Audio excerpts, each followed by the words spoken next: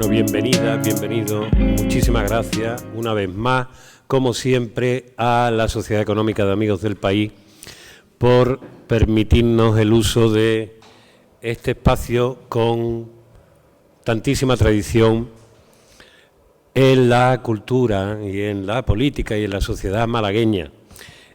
Como sabéis, esto es una actividad del tercer piso de Librería Proteo, pero bueno, como tenemos también espíritu trashumante, pues nos gusta ir moviéndonos por ahí. Es un poco el espíritu de la librería desde el origen.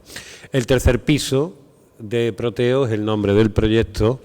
Ya casi todos me conocéis, habéis estado ahí y conocéis el rollo que os largo constantemente. Mi nombre es Héctor Márquez, soy periodista y gestor cultural. Sentaros, que no molestáis a nadie.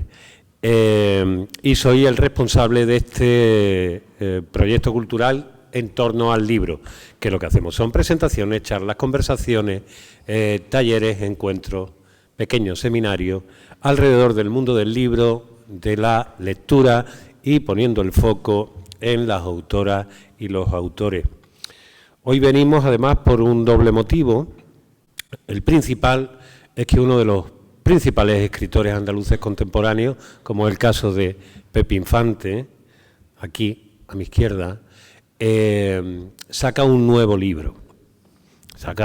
Después de varios años, tenemos un nuevo libro suyo de poesía, que se llama La música que es. Hay que advertir al principio que no se trata de un libro nuevo, de poemas nuevos, sino se trata de una antología, eso sí, realizada por el mismo Pepe. Pepe es una persona fundamental, ahora hablaremos más de él, todos los que estáis aquí lo conocéis, sois buenos amigos suyos, una persona fundamental en la cultura andaluza, en la cultura española, en la cultura malagueña y además en una época bastante complicada, como eran los años 60 y 70, donde todo era erial y todo era posibilismo, y no era esta cosa de Dios mío que me pongo, porque a cada 5 minutos hay en cualquier lugar hay un nuevo acto cultural interesantísimo, importantísimo, y todo el mundo escribe libros y los prologa y los edita y todas esas cosas. Eso antes no sucedía. En la época de Pepe era más complicado hacerse escuchar, que alguien te escuchara, permitir que las autoridades y las instituciones te buscaran un espacio, y la libertad era una cosa que todavía no se sabía bien qué color tenía. Ahora a lo mejor estamos en el momento aquel, como la canción de que se nos rompió el amor de tanto usarlo, de tanto usar la libertad, ya no sabemos si la tenemos, qué hacemos con ella y qué significa realmente. Pero eso es otro cantar. El cantar de hoy es la presentación de este libro que, a su vez, es el número 4 de la colección Tania Poesía, que edita Ediciones del Genal, que es, como sabéis también, la editorial de Librería Proteo. La colección Tania Poesía está dirigida, aquí al extremo izquierdo, por Isabel Romero, gestora cultural, directora de varias colecciones de poesía, y hasta ahora en la colección Tania han publicado sus libros, sus poemarios, Paco Quintero, José Luis González Vera y Sonia Marpez. Está también con nosotros, que intervendrá contextualizando este libro y la figura literaria de Pepe Infante, Antonio Aguilar, filólogo, ensayista y especialista sobre todo en la poesía de Luis Antonio de Villena, que como contemporáneo también de Pepe y perteneciente de alguna manera a parte de la línea poética del movimiento poético de los novísimos, donde Pepe tuvo no poca, digamos, participación en sus primeros poemas.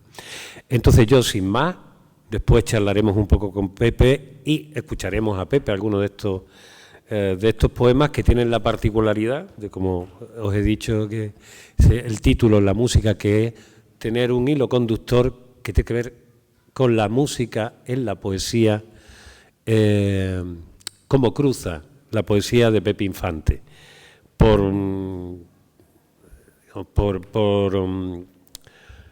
mi propia formación y trayectoria profesional. He estado durante muchísimo tiempo siendo divulgador musical Y creo que es interesante también establecer un poco el debate y las preguntas entre las relaciones entre poesía y música. Bueno, no me enrollo más, como decía, y dejo el paso a la responsable de esta publicación, la directora de la misma, que es Isabel Romero. Isabel, buenas tardes. Buenas tardes. Ahora. Buenas tardes, bienvenido a la presentación del cuarto número de la colección Tania Poesía, la antología poética de José Infante, la música que es. La colección Tania Poesía comenzó su andadura en abril del pasado año, con el libro de Conciencia de José Luis González Vera. El segundo publicado fue de Hojas de Diario de Francisco Quintero, y el tercero se presentó en noviembre, Hábito, de la joven poeta Sonia Marpe. Mi agradecimiento a todos los autores que han depositado su confianza en esta colección y en mí para publicar, y mi agradecimiento también a la edición Ergená por su colaboración. Muchas gracias. Ahora le paso la palabra a Antonio Aguilar, que ha hecho el prólogo. Hola, buenas tardes. Bienvenido y muchísimas gracias por acompañarnos. Es todo un placer estar aquí sentado al lado de una animadora cultural a la que la poesía malagueña debe mucho, como es Isabel, con sus colecciones de poesía, siempre atenta a todo, y por supuesto con Héctor Márquez, que es un gestor cultural excepcional del que podemos disfrutar aquí en Málaga. José Infante, como escritor total, ya todos lo conocéis, no vamos a entretenernos en mirar su parte novelística, lo ha escrito en prosa, los ensayos, actor también, dramaturgo. Nos vamos a centrar en lo que es la poesía de José Infante, que es el objeto de esta presentación. El libro, ya sabéis, se llama La música que es, y es una antología muy, muy especial, por dos razones. Porque las antologías permiten conocer la trayectoria de un poeta a través del tiempo.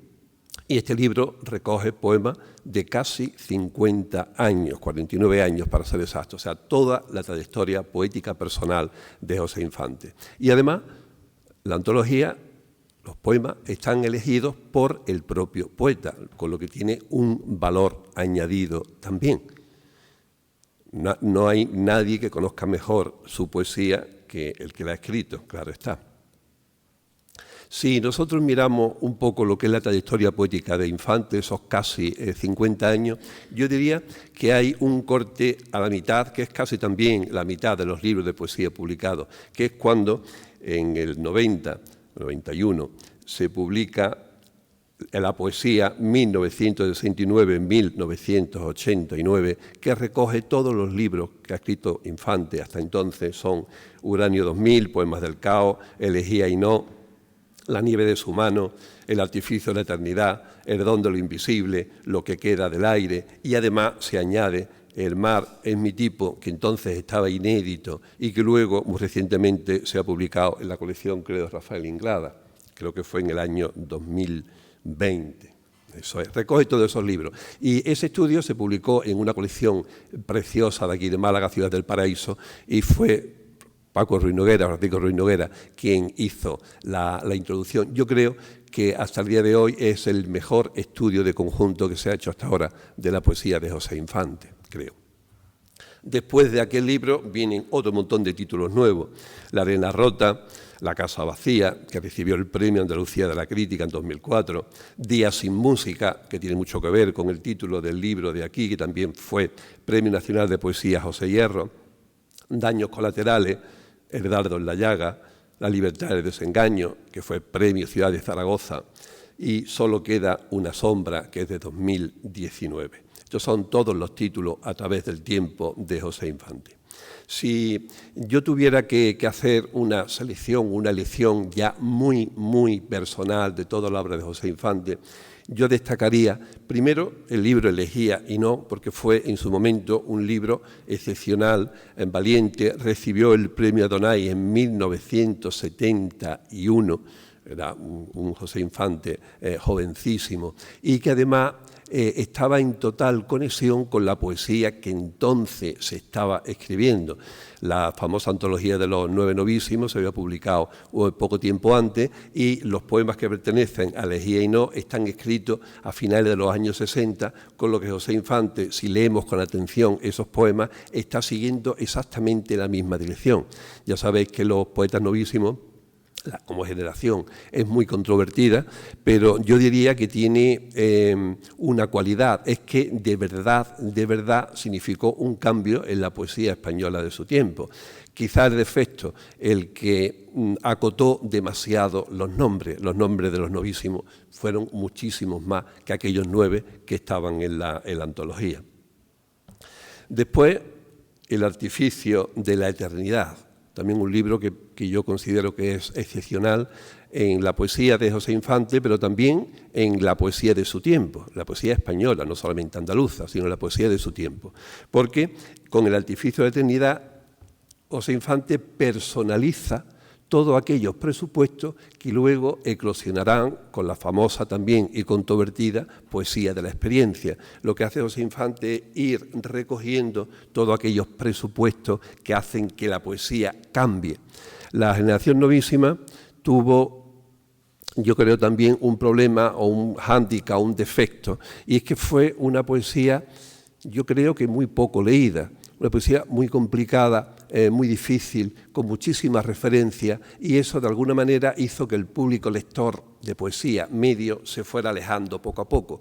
La poesía de la experiencia, si tenemos que buscarle lo más positivo que tiene, es que devolvió al lector medio la pasión, el gusto por la poesía, al introducir también lo que es cotidiano, las noches, los bares. Recordad que estamos en los famosos y felices años 80, y representan muy bien el espíritu de aquel tiempo.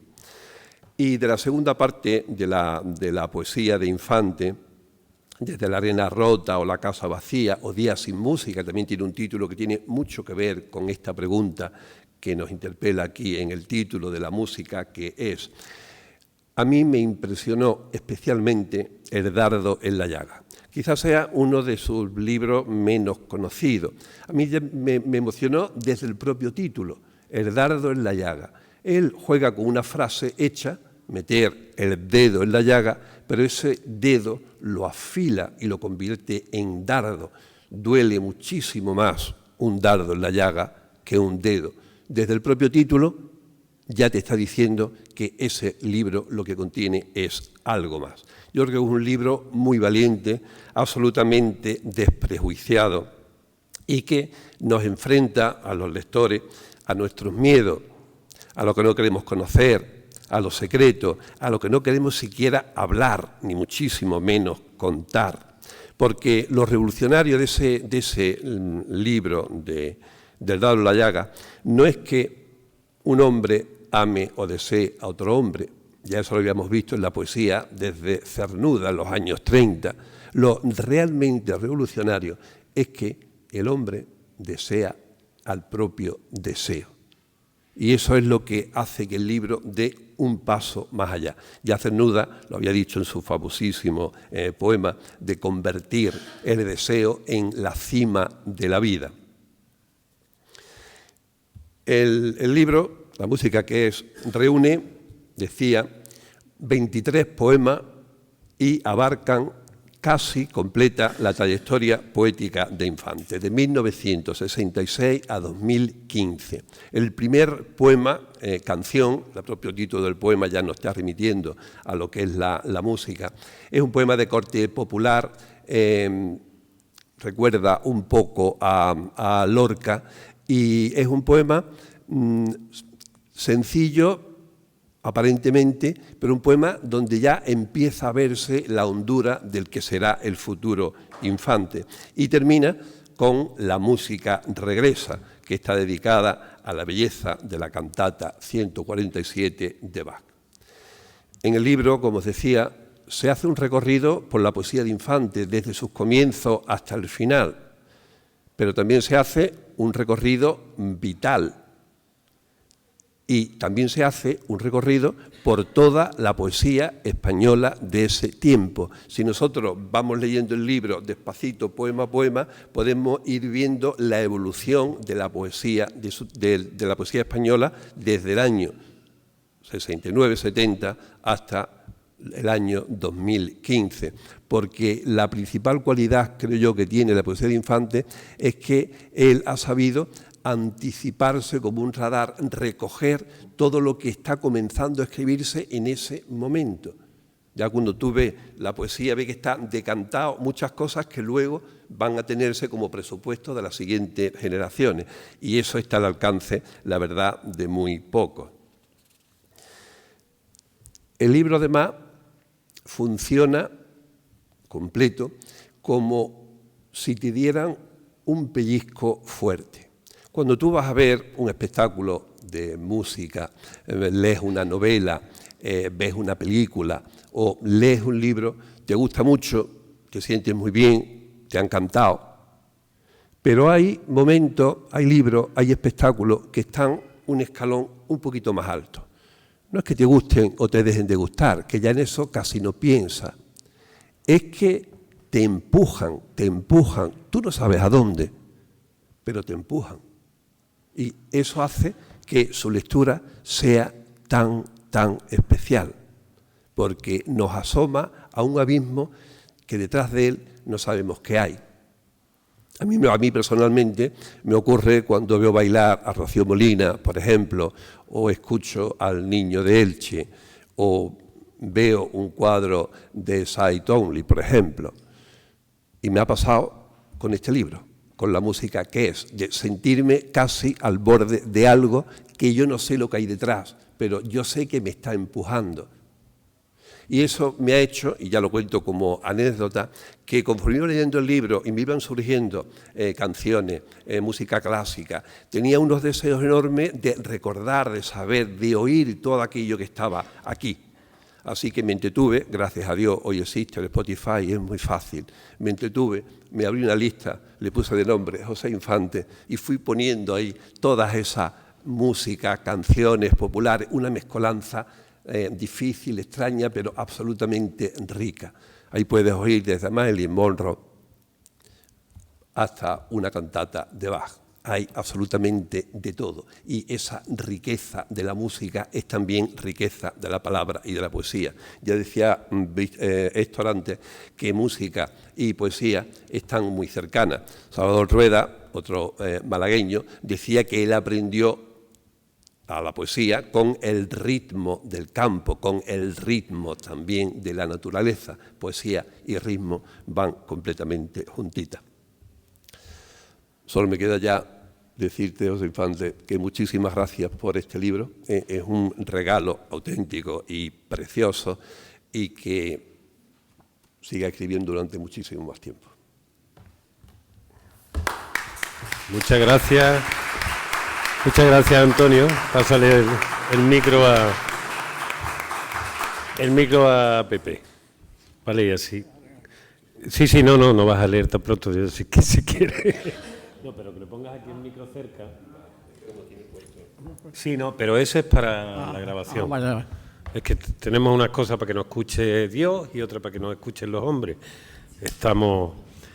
bueno, Pepe, lo primero que a mí me gustaría preguntarte, antes de escucharte, que terminaremos escuchándote, que creo que la poesía se entiende con su melodía y con su ritmo, todo ese periodo que pasa desde el año 2015, que es tu último poema publicado, ahora que estamos ya casi 10 años después, 9 años, no ha venido la musa ni el muso, no ha venido nadie. ¿Llama a tu puerta? Ha venido poco. Y realmente cuando Isabel tuve la generosidad de pedirme este libro, me pidió que fuera poemas inéditos. Yo tengo un libro empezado que se llama La mirada ciega, pero tenía muy pocos poemas, no era para llenar un librito. Tengo 5 o 6 poemas, porque escribo muy lentamente y ahora casi no puedo escribir porque tengo muy mal la vista, tengo cataratas y estoy esperando una operación y realmente tengo una gran dificultad para escribir y para leer también. Ahora me quitaré las gafas porque con gafas no me veo casi nada. Y entonces yo le dije, mira, puedo hacer una antología que yo tengo ilusión por hacer desde hace tiempo.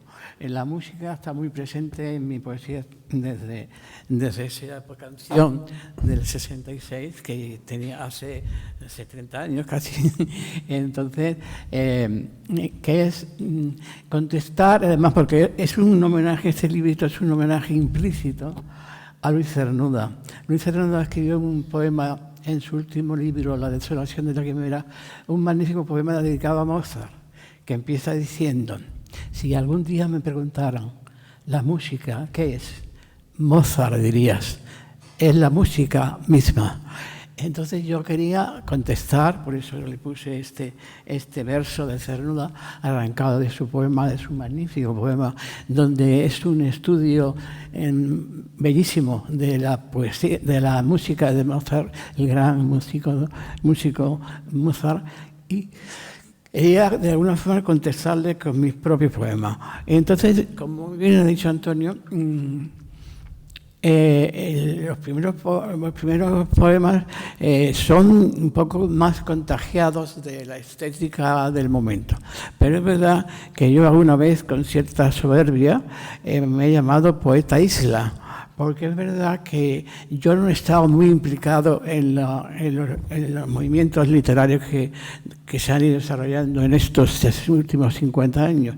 Los novísimos, la poesía de la experiencia, ha habido miles de escuelas, de tendencias, pero de alguna forma sí me han llegado a mí también, ¿no? Y es verdad que se puede ver la evolución de mi poesía perfectamente. Cada vez que lo veo más claro, de toda la poesía que yo he hecho en estos 60 años dedicándome a escribir. Y es verdad que explica muchas cosas que se han ido sucediendo y los primeros poemas pues están más contagiados del lenguaje que se hacía. Después yo creo que mi poesía de alguna forma se ha filtrado.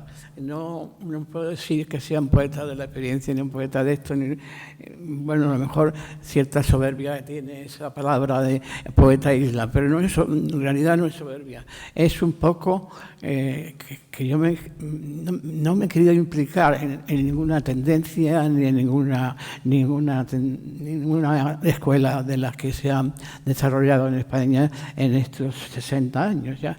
Y entonces, bueno, en realidad es una respuesta también a esa pregunta de Luis Cernuda, la música, ¿qué es? Hay algo en esto que estás contando que me gustaría preguntarte. Te comentaba no hace mucho, cuando nos volvimos a encontrar, que tú fuiste, cuando yo empecé mi vida de periodista, la segunda persona que entrevisté de estas entrevistas largas, de sentarnos y estar una hora hablando. Vivías todavía en Madrid, eras periodista cultural, de muchísimo recorrido y mucha influencia, cuando acercarse además, trabajaste muchísimos años para ir a Informe Semanal y para programas culturales de Radio Televisión Española, y además para otra serie de programas.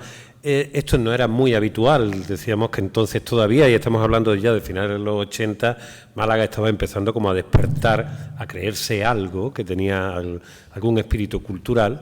Tú habías formado parte, digamos, de la protocultura malagueña que se movía en torno a la pintura, el teatro, la poesía, y que os juntabais y cabíais todos más o menos en una habitación como esta. Bueno, aquí daba para... no te digo.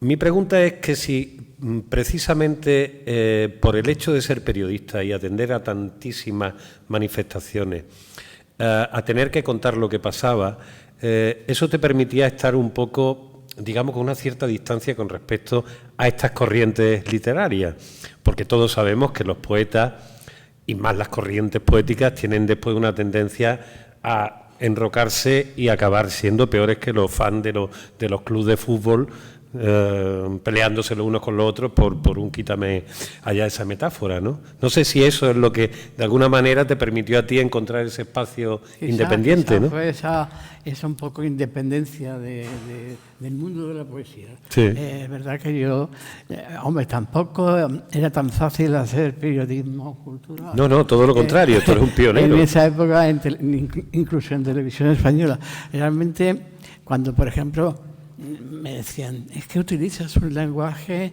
muy difícil, es que en la televisión hay que ser más directo. Bueno, yo hice lo que pude sin renunciar a un cierto lenguaje. Pensé que las cosas no necesitan entenderse, sino sentirse. Entonces, quizá también eso ha sido mi característica principal en mi trabajo televisivo. Pues, por ejemplo, yo creo que en muchos casos mi firma era como lo decía. Y por eso que se puede distinguir mi obra periodística, televisiva, de esa forma, ¿no? Que había siempre poesía dentro. No sé cómo me he apañado, pero sí es verdad que vista desde ahora, cuando veo algún antiguo reportaje, algún antiguo documental, pues sí es verdad que no era muy habitual encontrar ese lenguaje y siempre, de una forma inconsciente, yo intentaba meter algo de poesía en todas partes. Hay algo que vemos, porque vamos a hacer un poquito de historia y contextualizar. Todos los amigos de aquí te conocen perfectamente, pero para quien vea esto de fuera, que sepa exactamente quién es Pepe Infante, porque vivimos en una sociedad olvidadiza, que además fomenta el olvido instantáneamente como forma de estar en el mundo, y vivimos en una ciudad todavía más, que además se aprovecha, históricamente se ha aprovechado de la generación de olvido. Para decir quién es Pepe Infante, a mí hay una cosa que dijera, si hubiera que escribir una novela serían las 6 resurrecciones de Pepe Infante, sobre todo por las relaciones que tú has mantenido, he dicho 6 por decir un número aleatorio, no tiene sentido. Tú has formado parte, digamos, de, como decíamos, esta protocultura que está buscando, a partir de la poesía, del teatro, un espacio de libertad. Un espacio de libertad que me gustaría también preguntarte hasta qué punto no tiene mucha influencia, ahora mismo que todo pasa a lo mejor por la corrección política y la visualización del colectivo LGTBI+, que antes no se llamaba de esa manera.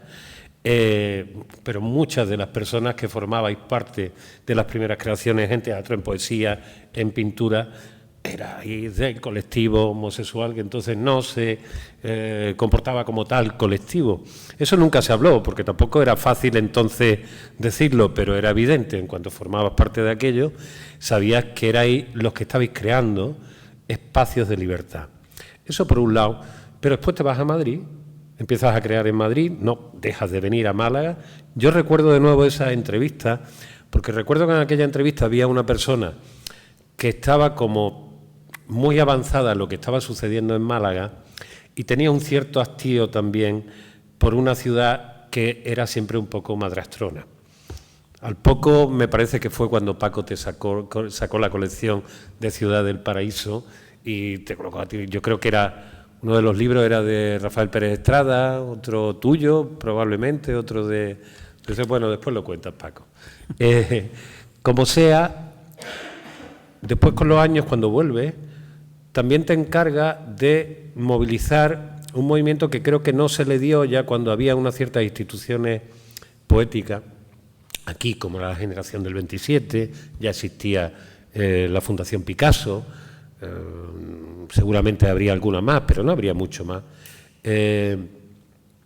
Empiezas a movilizar alrededor del Pimpi y tú eres prácticamente, también con Paco, estaba ahí también contigo y otra serie de poetas que hay por aquí,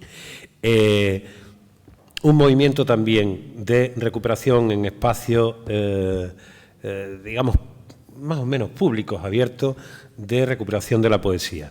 Málaga sí ha tenido mucha tradición y había muchísimos recitales, eso ha existido. Pero de alguna manera tú abriste eso al campo y rompiste un poco las costuras de lo institucionalmente conocido. Ahora estás como en un periodo de decir, bueno, yo estoy ya disfrutando de mi jubilación y un poco y esperando que me operen de catarata, pero creo que la ciudad no termina de reconocer el enorme impacto que tú, no solo tú, otras personas habéis tenido en el desarrollo cultural de esta ciudad y que, no sé, ¿qué piensas tú de eso? Es verdad que yo viví en los años finales del 60, principios del 70, una cierta época dorada cultural de Málaga. Se hacían muchas cosas entonces. Hubo un florecimiento de tertulia, de sitios donde nos reuníamos pintores y poetas. Yo participé con Gloria Fuerte en la creación de los Viernes de Gloria, esa tertulia mítica que creó Gloria en el Pimpi. Y sí es verdad que hubo un cierto florecimiento que yo llevé también periodísticamente al Sol de España, en donde trabajé 2 años o algo así. Y por ejemplo, con Antonio Parra creé una columna de poetas que era una cosa insólita en la prensa malagueña en aquel momento. Y por ejemplo, hacía una página cultural donde yo escribía artículos, donde Antonio hacía una crítica de pintura. Y sí, hubo un cierto florecimiento de la cultura en esos años, donde no se planteaban ciertas cosas, como tú has dicho, ni actitudes sexuales, ni siquiera, hombre, en política sí, yo me llevé muchos disgustos con el Sol de España. Cuando escribía yo mucho de cultura, me llevé muchísimas reprimendas y muchísimos, digamos, yo hice una columna diaria que se llamaba El pasaje de Chinita, y cuando hacía uno conflictivo me venía la bronca consecuente. Entonces yo, como tampoco se decía qué pasaba, pues yo me dedicaba durante 3 o 4 días a llenar la columna de climatología, diciendo que hacía buen tiempo, que venía una borrasca, en fin. Y todo el mundo se daba cuenta, yo creo, de que algo había pasado, porque no era aunque era una cosa de crítica ciudadana, pero todo el mundo, yo hacía una columna muy ácida a veces para los desmanes que me enteraba que se habían hecho, pero siempre cuando era casi todo municipal.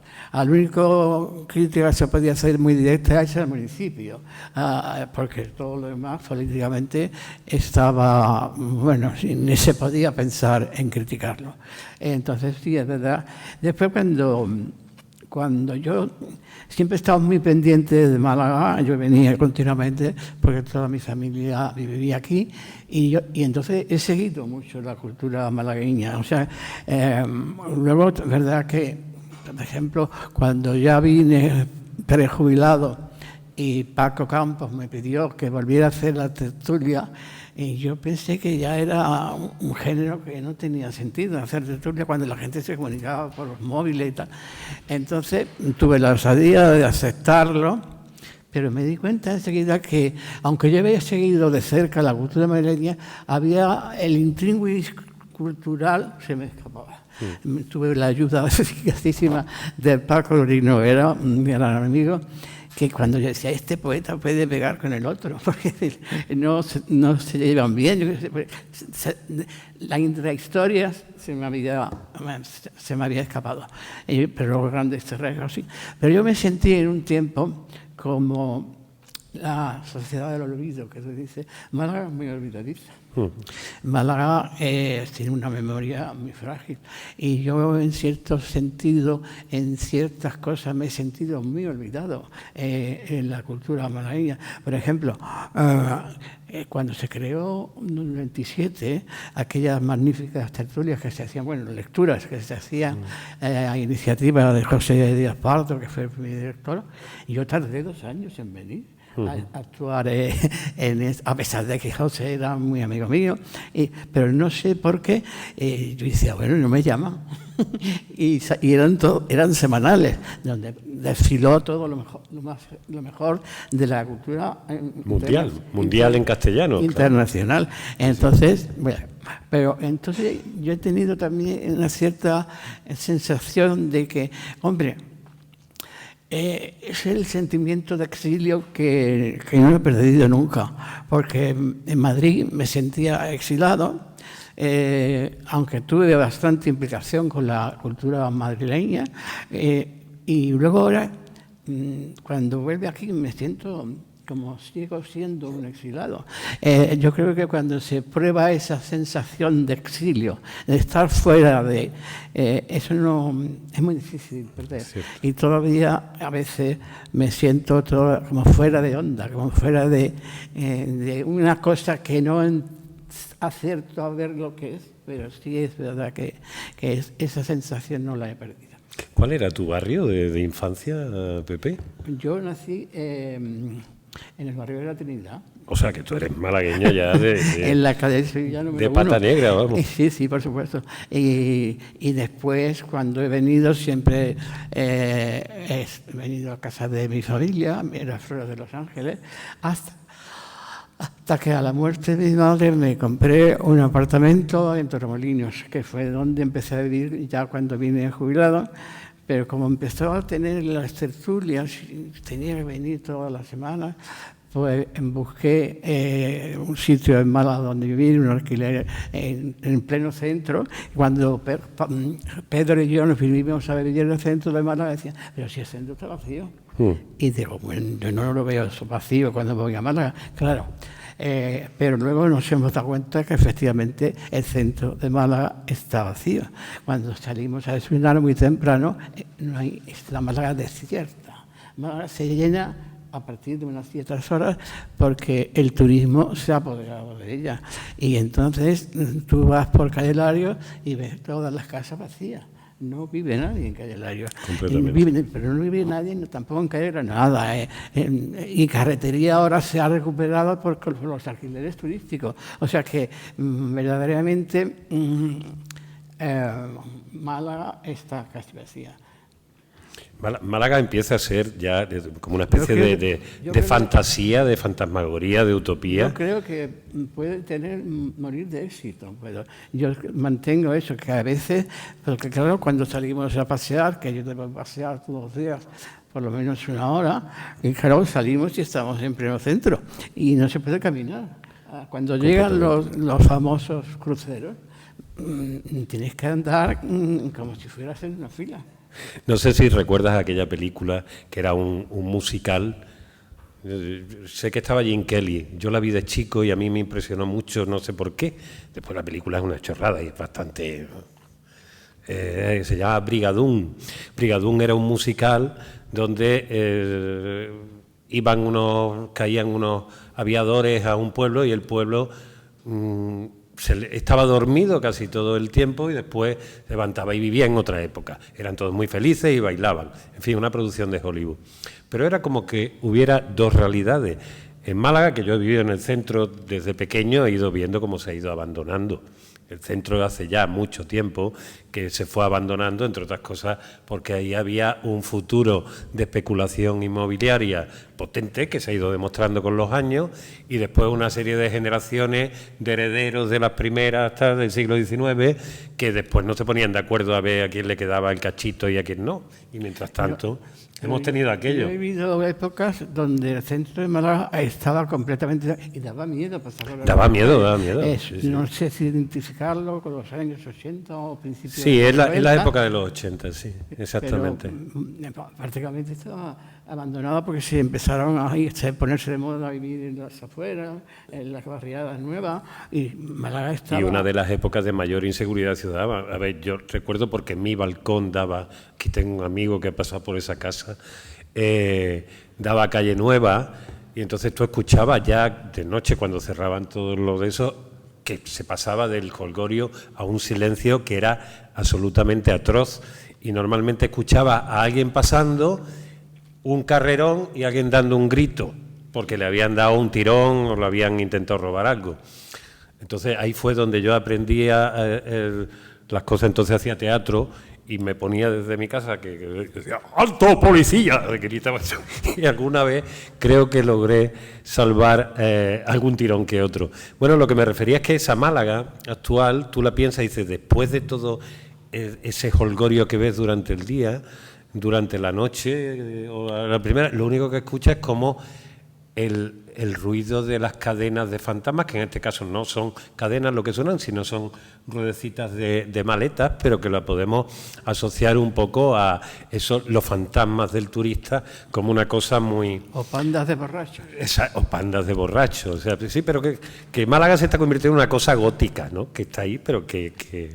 Bueno, dejando la broma de Málaga, tu gran pregunta es, como tú decías, la pregunta de Cernuda. Precisamente Cernuda era un poeta al que cuando se le preguntaba sobre su propio gusto por la rima, él decía si la poesía, algo así, no recuerdo exactamente la cita, lo mismo Antonio la recuerda,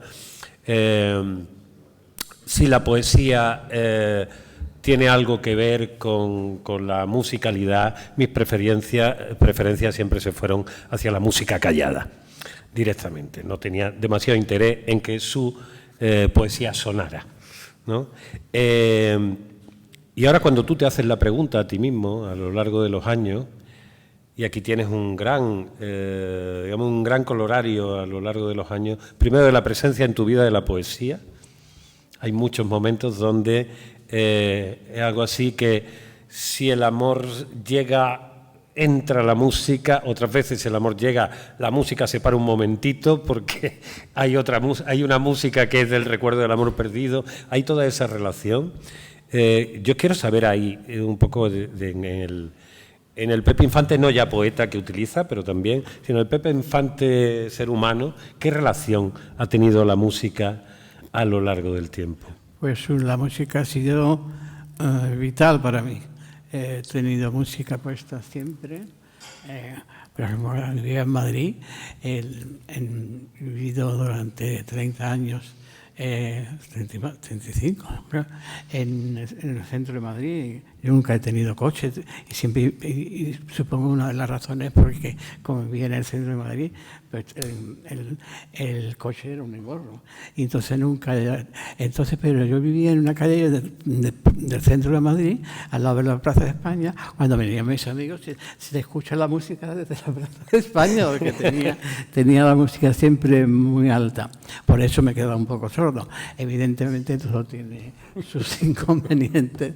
Y es verdad que la música ha sido siempre, no sé lo que ha sido, si ha sido consuelo, compañía, todo eso se ve en los poemas que recoge este libro, las diversas sensaciones y la diversa utilización.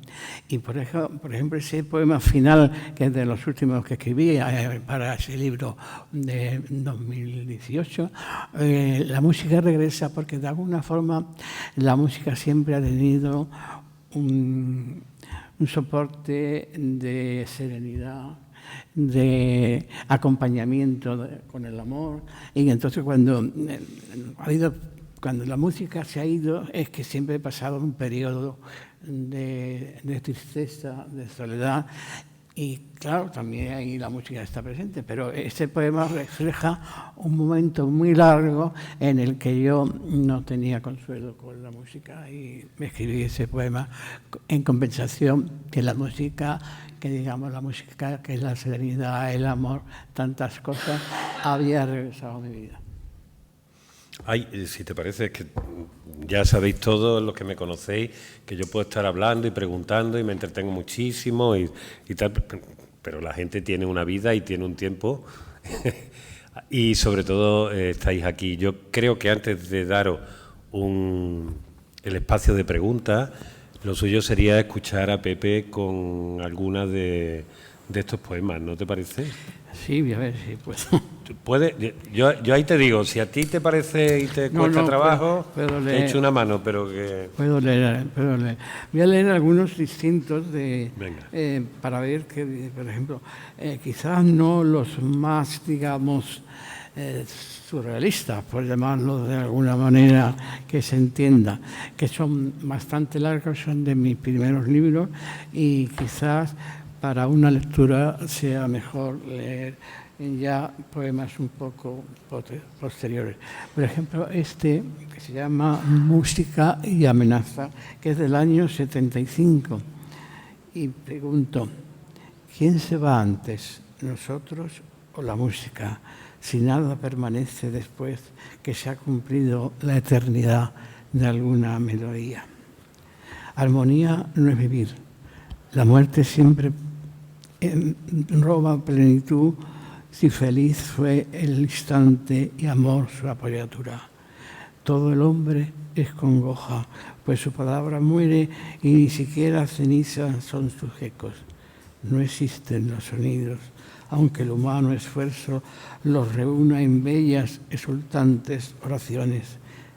El ritmo es quien nos lleva, quien nos mueve la sangre. Todo el orden termina si aspergios, notas, movimientos se unen. Sinfonía no es vivir. Fuerzas desconocidas nos someten a un misterioso destino que en las sombras teje como araña de fuego devoradora la inexorable tela artificiosa. Nada escapa a sus hilos, a sus notas traducidas en bellas, encantadas melodías. La música nos salva. Víctima de su gloria deslumbrante, el cántico ofrecemos, nuestro único don, el tiempo detenido en nuestros brazos. Hablando de lo que decía Cernuda, yo creo que el poema lo que tiene que tener es música. Y yo, por ejemplo, cuando leo poemas de jóvenes, yo si no escucho música, para mí no es poesía. No pero es una música muy particular que tiene las palabras y que hay personas que incorpora naturalmente la música porque está en su manera de escribir, y gente, por ejemplo, hay poetas muy conocidos que para mí son difíciles de leer porque vas tropezando continuamente en un ritmo que no es musical. Poetas muy importantes y poetas muy reconocidos, en los que es difícil leer porque yo tengo muy buen oído, no musical es horrible, pero para la poesía sí tengo muy buen oído, y cuando escucho la poesía tengo que escuchar una música, si no, no me parece poesía. Bueno. Requiem Lacrimosa. Este poema, homenaje a Amadeus Mozart, está inspirado por la parte del Requiem que se llama Lacrimosa. ¿Quién te queda sino la música? Has tocado con desesperación a todos los resortes. Todas las ventanas se han cerrado. Todas las puertas se apresuran a clausurarse tras sí mismas. Nada tienes que puedas decir tuyo, nada que te dé confianza en el próximo amanecer. No volverán los instantes pasados, ni las horas en que el mundo se ha mostrado generoso a tu deseo. No volverán sus ojos nunca, como no vuelve jamás el río, otra vez a la misma ribera. ¿Tienes otro asidero que no sea la música? Escucha cómo se elevan las notas silenciosas desde tu corazón. Es tu solo destino. La soledad ha sido la más dulce compañera. Te será propicia en el recuerdo de los que se fueron quemando entre tus manos. Como se quema ahora tu vida solitaria, pendiente de esta cualquiera eterna melodía.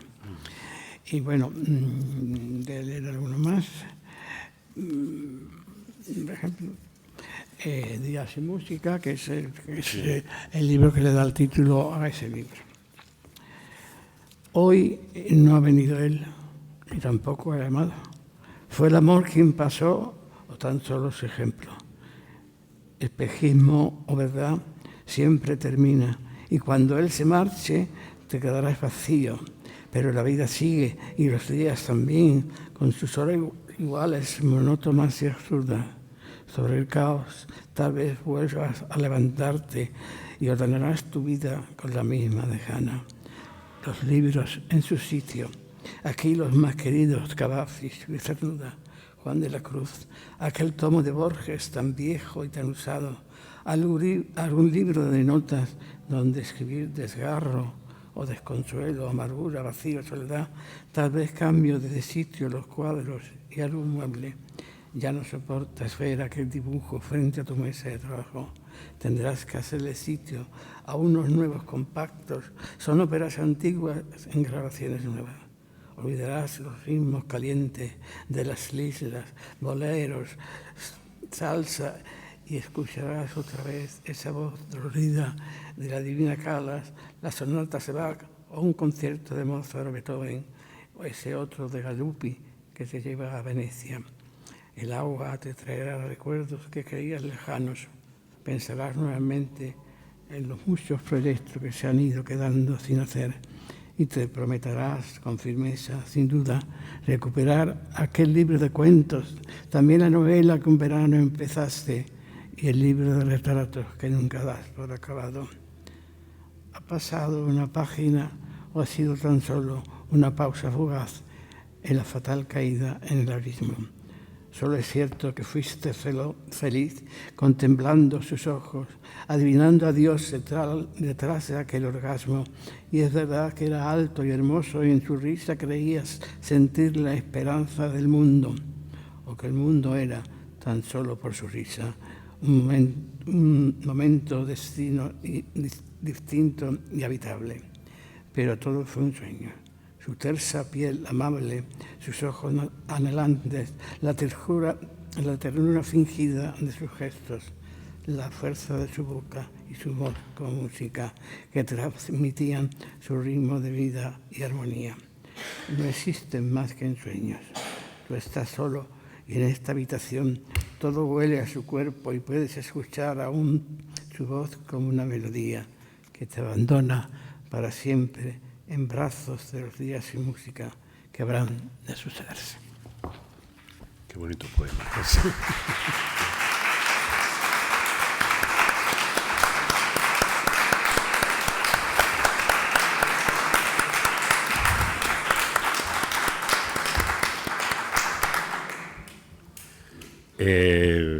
Abrimos la posibilidad y el turno de preguntas. Aquí hay personas que conocéis perfectamente a Pepe de toda la vida y lo admiráis y lo queréis, así que me gustaría también escucharos.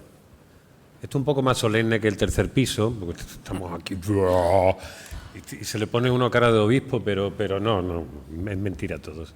Somos las mismas personas. ¿Alguien quiere preguntar, quiere decir, quiere añadir? ¡Qué silencio! Esto también es música, ¿eh? No, había un poema, yo recuerdo cuando era jovencito y leía a García Lorca, era una cosa así, me parece que era en el poema El Cantejondo.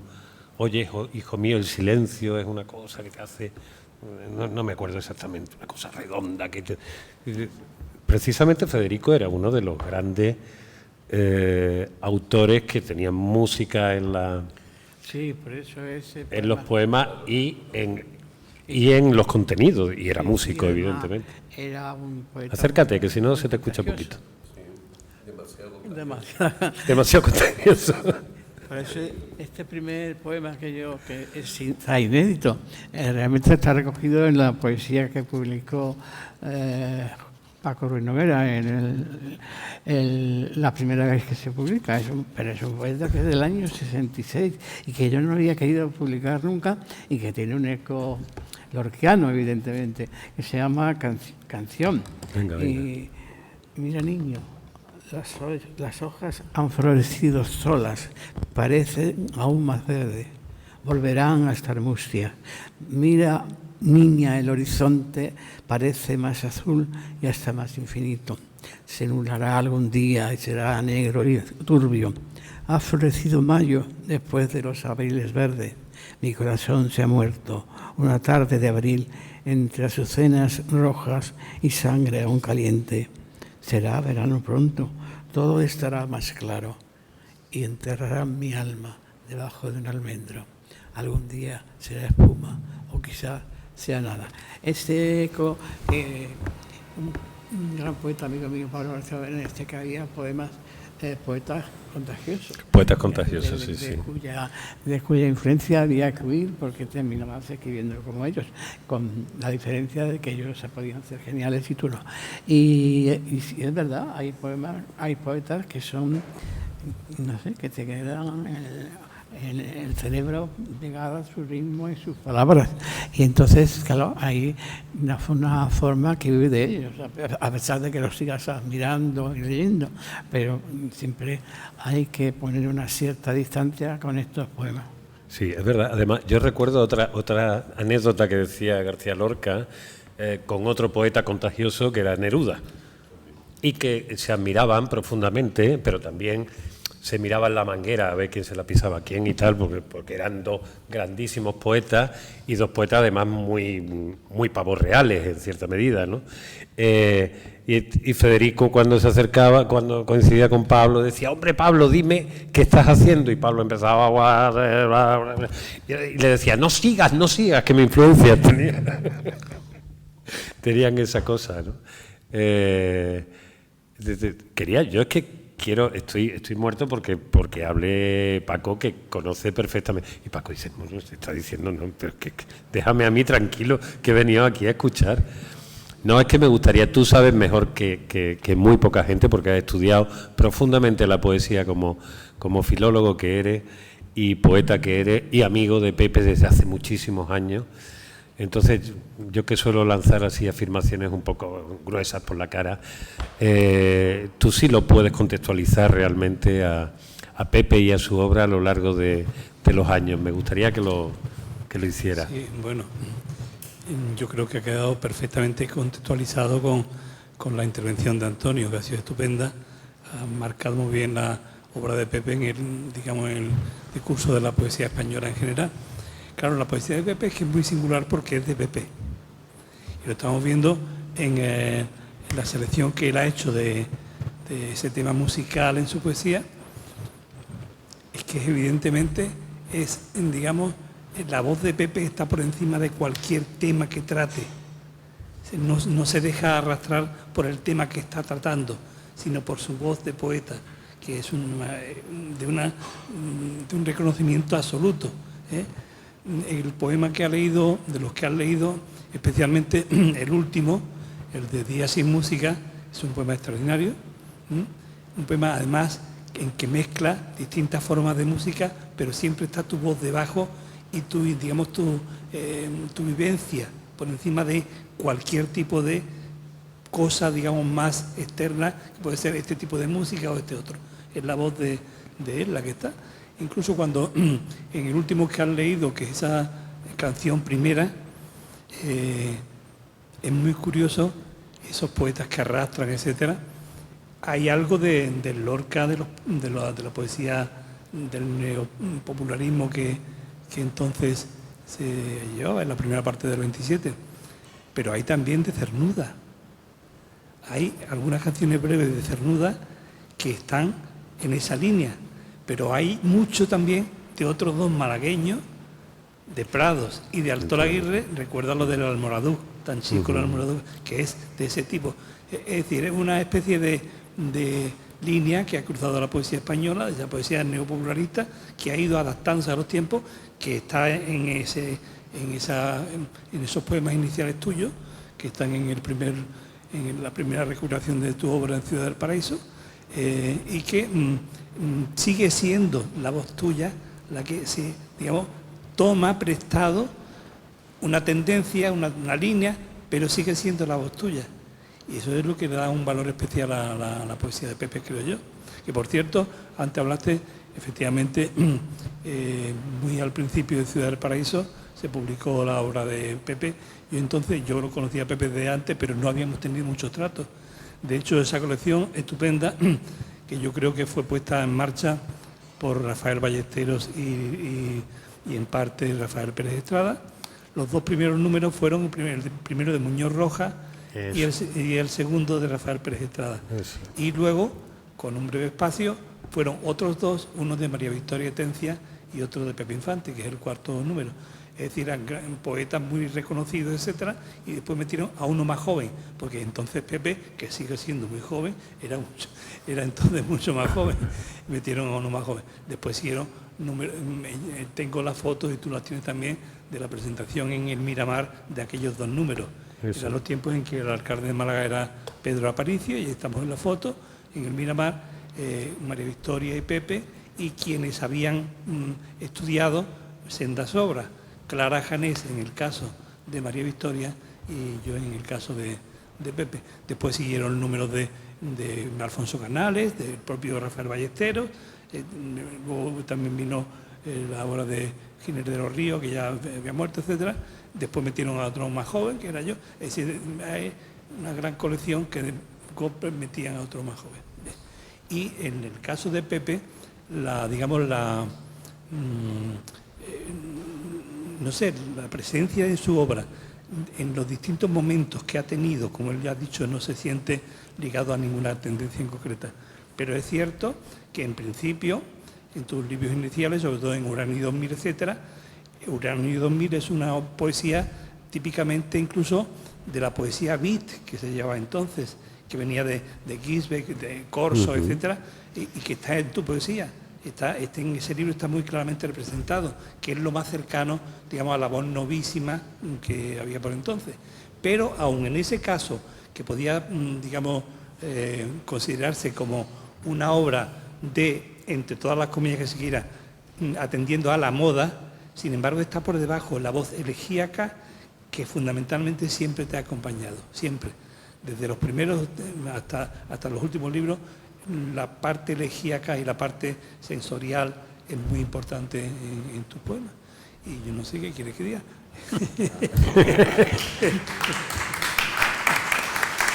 No, que enhorabuena, que es una obra que, aunque sea, digamos, de un tema concreto, la música, pero sigue estando cualquier tipo de acercamiento a la poesía por parte tuya. De manera que es una antología de tu obra, con la independencia de que trate este tema o el otro. Tú decías precisamente, Antonio, que de alguna manera las antologías, creo que lo decías aquí, ¿no?, que son una buena manera, y esta es una magnífica forma de acercarse a Pepe, aunque parezca que es temática, realmente recorre no solo casi 5 o 6 décadas de cruzadas de creación, pero lleva la esencia, como bien ha contado ahora mismo Paco, de toda su creación. ¿Te ha costado a ti, porque tú has sido tu propio antólogo, decidir qué es lo que te queda bien o no, qué te pone?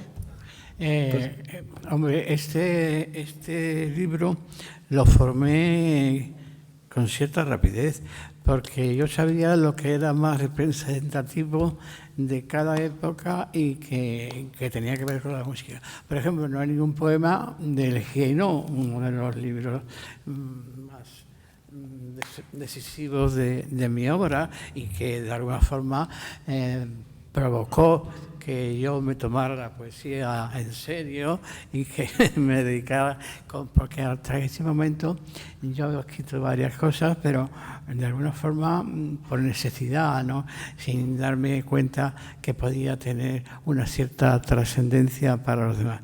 El primer Noais lo que hizo fue concienciarme de que si quería escribir poesía tenía que primero estudiar bien el lenguaje, como un proceso de autoconvencimiento de que podía ser poeta o escritor, y que si la poesía iba a ser. Luego, después de muchos años, y de que ha habido épocas que estaba muy alejado de la poesía porque tenía mucho trabajo y no podía escribir, pero luego, cuando de alguna forma hago el resumen de mi vida, creo que la poesía ha sido el único movimiento, el único motor que he tenido siempre, que no se entiende mi vida sin la poesía, ni no la entiendo yo, sobre todo, sin la poesía, y sin la presencia de la poesía cada día de mi vida. aunque no me haya dedicado a escribir ni a publicar, ¿no? Pero sí me he dado cuenta que la poesía está presente en todo mi trabajo y en toda mi vida, cada día de los que he vivido. Pues desde la voz de la poesía, ¿alguien más quiere? Ay, sí. Di tu nombre, Dona. Soy hermana. ¿Tú eres hermana? Y quería una duda que yo creo que ahora viene a colación de lo que estamos hablando. Si ha tenido influencia el que su padre fuera músico y poeta. ¿Ala? Si ha tenido influencia en su poesía. Bueno. Entonces, además tiene 2 sobrinos y un sobrino nieto músico en activo. Entonces, creo que hay cierta similitud en su vida, la influencia de mi padre. Hombre, indudablemente. Yo recuerdo, lo que pasa es que la poesía de papá era una poesía muy determinada por sus lecturas y por su amistad con Salvador Rueda, que sabéis que fue mi amigo y discípulo de Salvador Rueda. Entonces era una poesía modernista que no tiene nada que ver con la mía, pero evidentemente yo recuerdo cuando papá nos cantaba poemas, nos cantaba canciones, y después su afición a la música fue clarinetista, y yo recuerdo cuando se jubiló empezó a aprender otro instrumento, guitarra. Cuando ya era un señor de 60 años, su afición a la música era inmensa. Yo conservo incluso una zarzuela entera de él, escrita con Juan Rugano, un compañero suyo de músico, y evidentemente la afición a la poesía y a la música ha sido importantísima, la de papá. Y después, claro, es una familia que está llena de músicos, la nuestra. ¿Cuántos músicos hay? Pues 5 o 6, ¿no?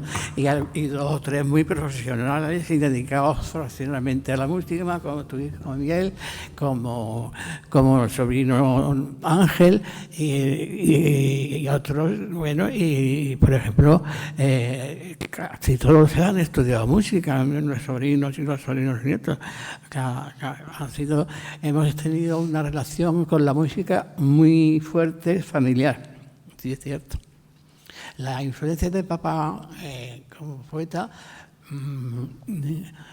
aparte del sentido del amor a la poesía y esto, porque siempre papá siempre nos enseñaba canciones, poemas y tal. Aparte de eso, no la siento por su estilo, que era muy alejado del mío, evidentemente. ¿Y en vuestra casa os aprendíais lo de Margarita, está linda la mar y todo eso? Porque creo que hay una generación de amantes del modernismo. Mi padre recitaba muchos poemas de Rubén Darío, claro, y de Amadonero Rueda, tuvo una adoración por Salvador Rueda increíble, porque fue amigo personal. Mis abuelos, sus padres, tenían una casa en Benaque, que es la patria chica de Salvador Rueda, y conservaron mucha amistad con Salvador Rueda cuando vivía en La Coracha, antes de morir, cuando volvió triunfante de hacer las Américas. Y que en Málaga no se le dio, ni nadie le hacía caso, el pobre. Y recordaba a mi padre cómo iba todos los días al ayuntamiento a pedir que por favor le inauguraran el monumento que le estaban haciendo en el parque, porque quería verlo antes de morir. Esa anécdota me parece muy tierna y muy acorde con el olvido que reina en Málaga. Un poeta que había sido coronado poeta de la raza en La Habana, y que es un poeta estupendo, y que es un poeta muy de su época, pero un gran poeta. Y llega a Málaga y nadie le hace ni puto caso. Y deciden hacerle quizá... Hombre, también influye en Málaga mucho la clase social. Él era un pueblerino, pobre de Macharabiaya, de Benaque, y eso influye en la poesía y cierto clasismo. Siempre, claro. Y hay un clasismo exacerbado en la generación del 27. No en vano, Gerardo Diego, a esos dos inmensos poetas que son Emilio Prado y Manuel Alto Aguirre, le llamaba la escuela analfabeta, porque ninguno era licenciado, como eran casi todos los poetas de 27, tenían grandes carreras, y estos dos pobrecitos, pues, Emilio Prado empezó a estudiar química, lo dejó, Manolo Latero Aguirre empezó a estudiar Derecho y lo dejó, y entonces no eran, digamos, licenciados. Y entonces el menosprecio que hay en ciertas esferas de la generación del 27 es ese. Y después hay un clasismo espantoso en esa generación, y después también una escondida y a veces emergente homofobia. Solamente hay que leer la correspondencia entre Guillén y Salinas, cómo hablan del mariconazo, de Luis Cernuda, etcétera, etcétera. O sea que por encima de los grandes mitos que se han ido conformando con la generación del 27, eran muchos, la verdad es que eran muchos, que claro, y para quedar, han quedado 10, pero eran muchos más. Pemán era de la generación del 27, claro. Pero claro, nadie lo consideraba porque era un poeta costumbrista, un poeta muy poco meritorio, pero realmente ha sido una generación muy importante, evidentemente, pero muy clasista y algunos de ellos muy homófobos. Lo que pasa es que en aquella época no se hablaba de homofobia ni de nada parecido. Todo se vivía en el armario. Siempre yo he pensado, porque en mi cabeza de niño, cuando empezaba a leer los poetas y te deslumbraban, y los veías como todos del pasado, como un poeta como Miguel Hernández y otro como García Lorca, que en tu corazón adolescente se podían juntar los dos y pegarse, incluso con Cernuda y todo, con Neruda. Cernuda era menos leído, hubo que buscarlo por otros lugares. Tú no entendías cómo uno no formaba parte del otro, y después, sobre todo con los gongorinos que eran los del 27, el más gongorino era Miguel Hernández. Sí, pero Miguel Hernández era como de pueblo. Claro, era un cabrero y se iba con alpargata, olía mal, seguro. Ese mito también se ha ido deshaciendo con el tiempo porque era una persona cultísima. Cultísima, y sí. Lo que pasa es que él también fomentaba un poco esa imagen de cateto, de pueblo, y tuvo éxito en Madrid con ese aspecto, con las alpargatas, ¿no? Al lado de profesores pulcrísimos. Y yo no sé si fue operación, él fue consciente de esa imagen, ¿no? Pero es verdad que le costó, y la enemistad con Federico era tremenda, como cuando Miguel Hernández se hizo íntimo amigo de Alexandre, y cuando se reunían en Benitonia, él preguntaba, ¿va Miguel Hernández? Porque si no, no iba Federico García Lorca. Hombre, Federico García Lorca era un señorito. Hombre, total. Y encantador, entonces, pero señorito. Hombre, yo creo que trascendió también ahí una antipatía que habían suscitado el uno con el otro. Ahora sí, no se cayeron bien y no podían coincidir. Pero es verdad que también Federico era un muchacho rico. Claro. Y entonces era hijo de un terrateniente. Entonces, claro, el pobre Miguel Hernández, que había tenido una vaquería, pues, claro. Es verdad, y eso en Málaga existe mucho, ¿eh? Sí. El clasismo en la poesía existe en Málaga, y lo he sentido en toda mi carrera. No es lo mismo haber nacido en Málaga Este que haber nacido en la Trinidad, que se del Limonar, eso está claro. Ya. ¿Aquí? ¿Sí? ¿No? Allí hay una mano al fondo. Desde Málaga Este nos pregunta... Bueno, mi nombre es Jorge. Yo quería, sobre todo, lanzar unas palabras de agradecimiento a Pepe. Comentabas antes el tema de ese desarrollo de la cultura malagueña, ¿no? Y sí que ha sido muy importante el reseñar cómo la figura de Pepe pues, ha sido y es una figura relevante, ¿no? Y que afortunadamente pues sigue publicando y sigue dejando un legado artístico y poético a aquellos que amamos el arte, que amamos la poesía Y en mi caso, como músico también, pues me encanta sobre todo esta unión maravillosa, ¿no?, de la música y de la poesía. Música que como Pepe ha comentado, y en mi caso también, ¿no?, es la constante de mi vida, y imagino que también ha sido la suya, ¿no?, como telón de fondo de toda su obra poética. Así que lo que quería era más que nada darle las gracias por seguir publicando y seguir haciendo esta obra tan maravillosa. Gracias. Muchas gracias. Gracias. ¿Alguien más? Bueno, si no hay nadie más, yo creo que sería hora para que dé tiempo a que pueda firmar. Los libros están ahí, los vende la Sin Par María Ángeles y nada, comprarlos. ¿Cuánto valen los libros? Que no tengo ni idea. Yo, como soy de la casa, pues no me cuestan. ¿Cuánto salen, Isabel? ¿A cuánto? ¿A 12? 14. 14 euros. ¿Qué son 14 euros? Media caña y media ración.